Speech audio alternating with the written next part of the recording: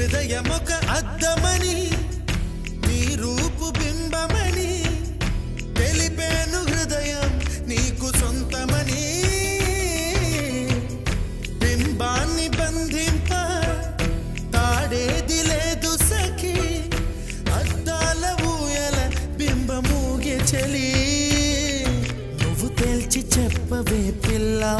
లేక కాల్చి చంపవే లైలా